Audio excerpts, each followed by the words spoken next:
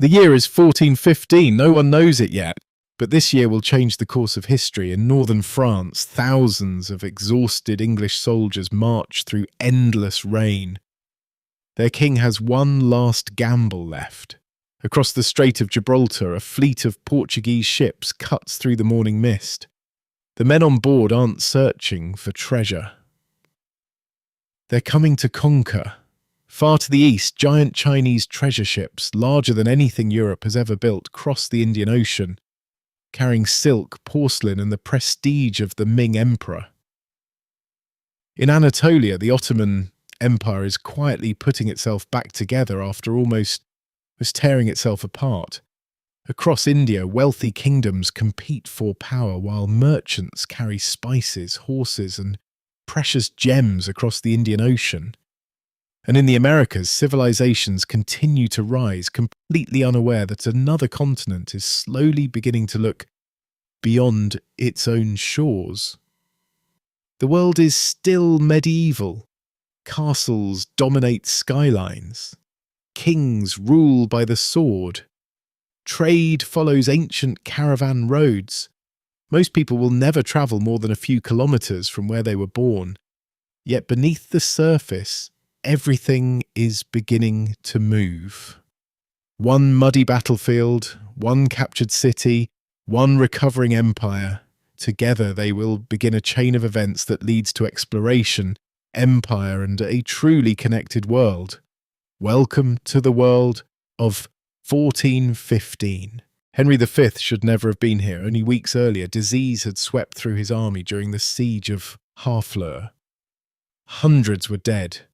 Thousands more could barely stand. His men were hungry, cold, outnumbered. The sensible choice was to go home. Instead, Henry marched deeper into France. The French could hardly believe their luck. One of the largest armies ever assembled during the 100 Years' War moved to trap the exhausted English near a tiny village called Agincourt. The outcome seemed obvious. French nobles, clad in shining steel, laughed as they prepared for battle. Many believed victory was already theirs. Then the rain came. For days, water soaked freshly ploughed fields until the ground became a sea of thick, sucking mud. On the morning of October the 25th, 1415, thousands of French knights charged. Their horses slipped. Armoured men stumbled.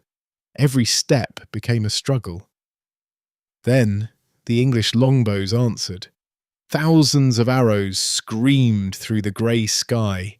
The French kept advancing, slowly, painfully. Men fell, others tripped over the fallen. Soon the battlefield became a deadly traffic jam of steel and mud.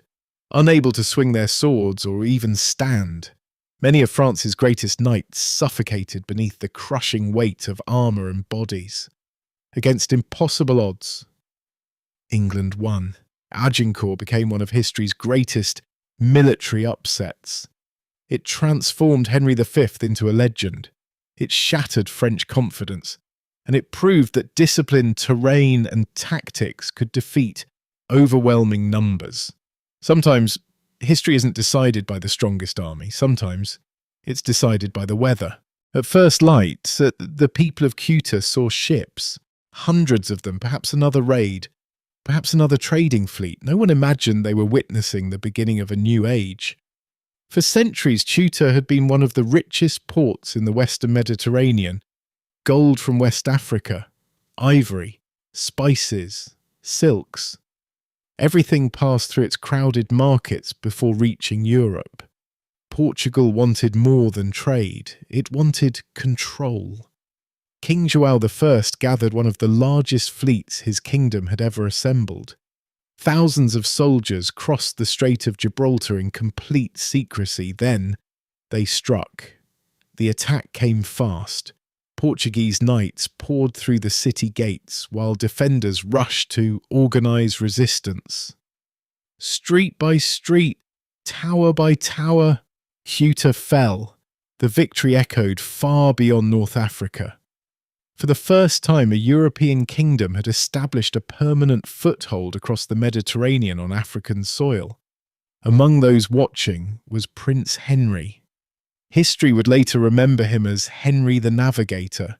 He understood something many others did not. If ships could reach Ceuta, they could sail farther, much farther, down the coast of Africa, around unknown capes, toward lands no European kingdom had ever reached by sea.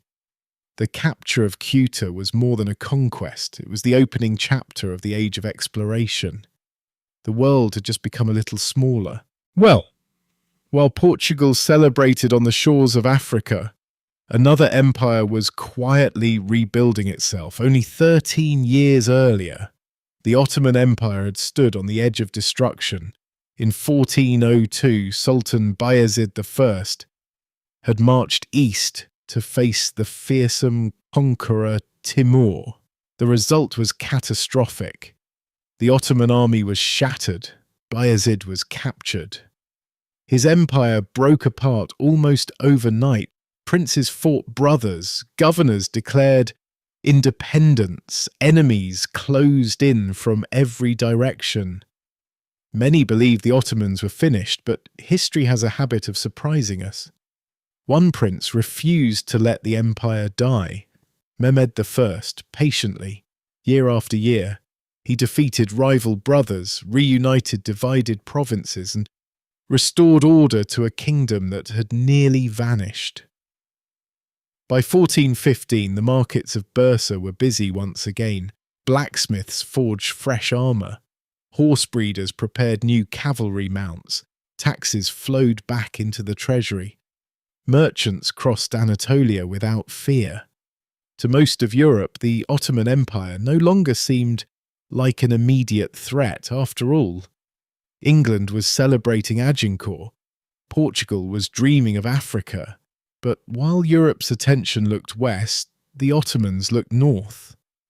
Across the narrow waters of the Bosporus stood Constantinople. Its mighty walls had protected the Byzantine Empire for nearly 1,000 years.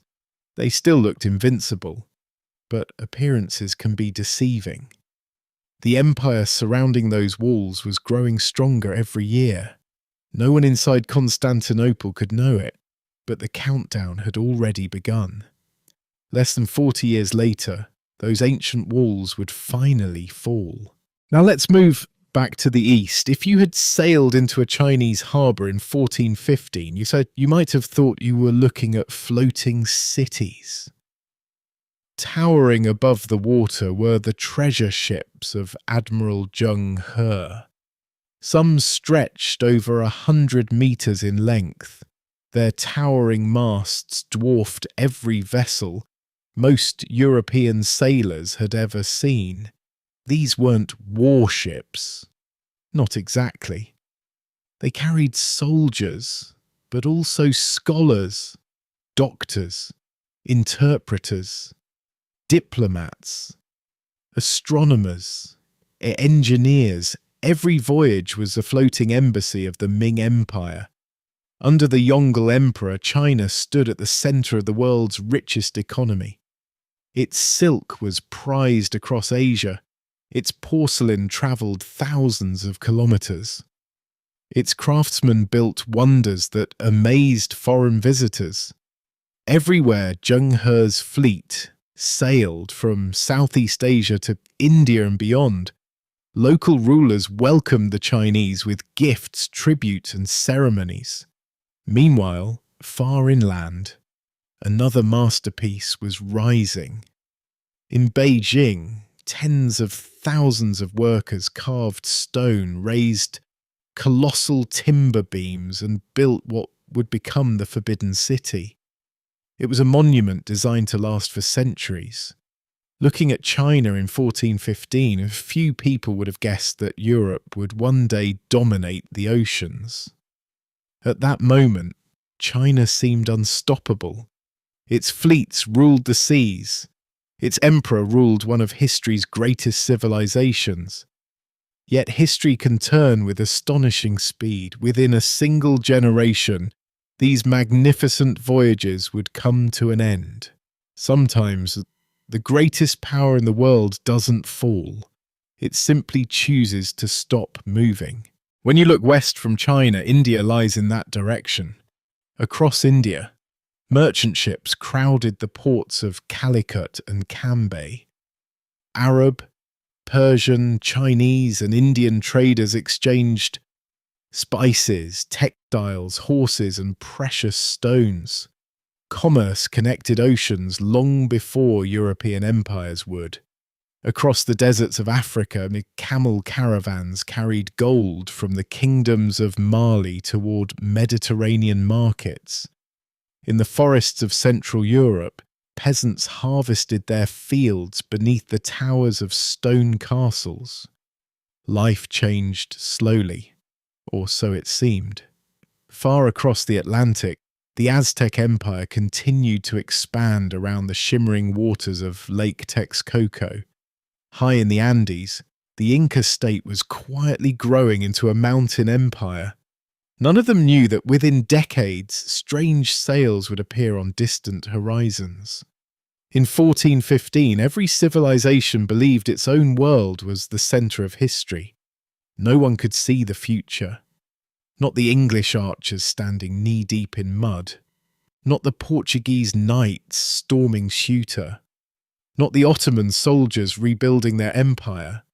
Not Zheng He's sailors crossing the Indian Ocean. Yet every one of them was helping to shape a new age. Because history rarely changes all at once.